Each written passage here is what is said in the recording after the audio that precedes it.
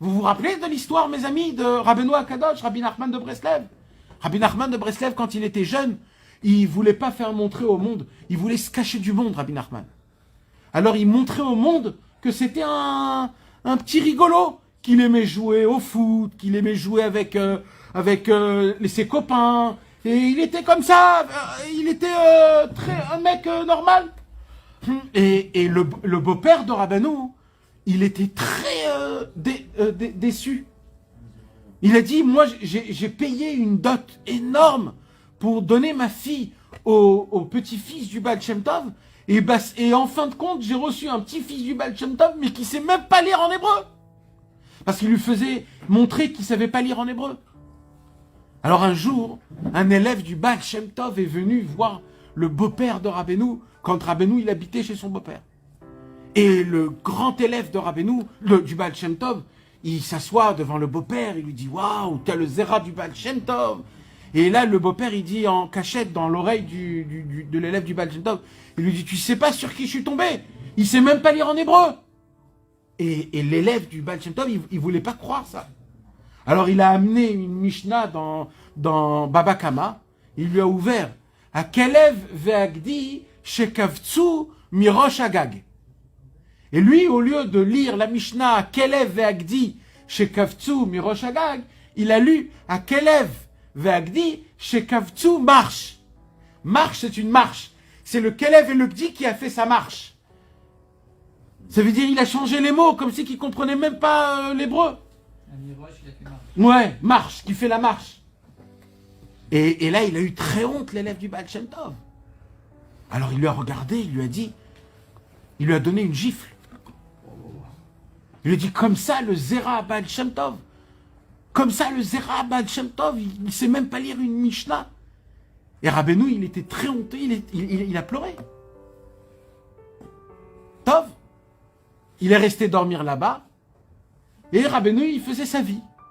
Le lendemain, il s'est levé pour repartir chez lui à la maison, l'élève du Baal Shem Tov, et il a pris la calèche, et il est parti. Et en plein milieu, qui voyage dans la calèche, il entend des hurlements dans la forêt. Alors là, tout de suite, il dit au caléchier, arrête-toi, t'entends pas des hurlements. Il y a peut-être quelqu'un qui est en train de... Il lui arrive quelque chose. Et là, il commence à s'arrêter, il lui dit, va en fonction des hurlements. Et là, il descend dans le cheval, et il commence à s'approcher. Et là, il voit un truc de malade. Il voit Rabbeinu, avec le talit, les tfilines, en train de chanter, de louer, et de hurler les Alléluia, Alléluia, El Bekocho, Alléluia, Birkiaouzor, en pleurant, en se jetant d'un arbre à un autre arbre. Il est tombé sur ses genoux, l'élève du Baal Shem Tov.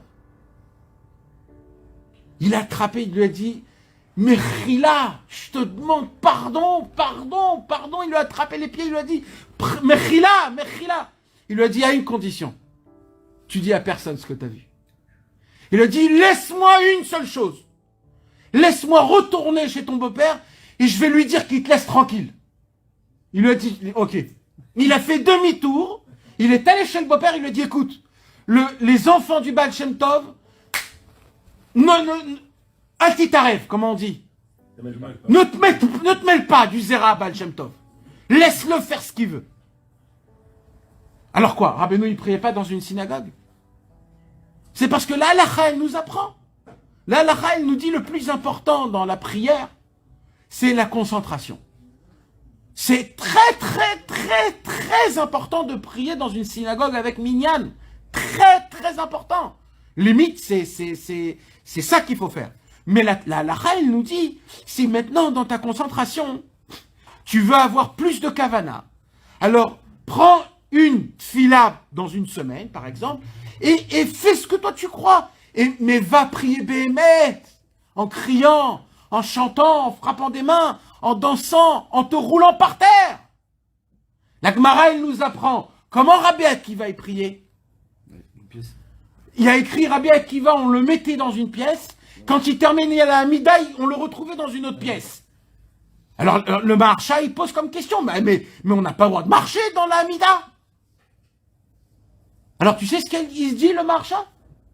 Il dit, le Rabbi Akiva, il se prosternait. Et tellement il se prosternait, il se roulait par terre. il roulait de tous les côtés, il se remettait debout, il se reprosternait, il était là en face de Dieu. Comment on supplie quelqu'un? Comment on supplie quelqu'un? Comment on supplie quelqu'un? On se met sur des genoux et on supplie Hachem, on lui supplie. Et vous croyez que c'était pas comme ça qu'on priait? Comme ça, Rabbi qui va y prier, il supplie Hachem. Alors quoi? Alors nous on est là, juste, même un modim, c'est juste la tête qui fait comme ça. C'est pas ça, mes amis. Les chassidés Breslev, c'est pas comme ça. C'est une honte à Rabbeinu si on se conduit comme ça. Rabbeinu nous a appris que de prier, Kol Aïnyan Sheli ou Rak Tfila, Rak Tfila, Rak Tfila. C'est que de la prière et que de la prière Behemet, de la vitalité, Emet la Amito.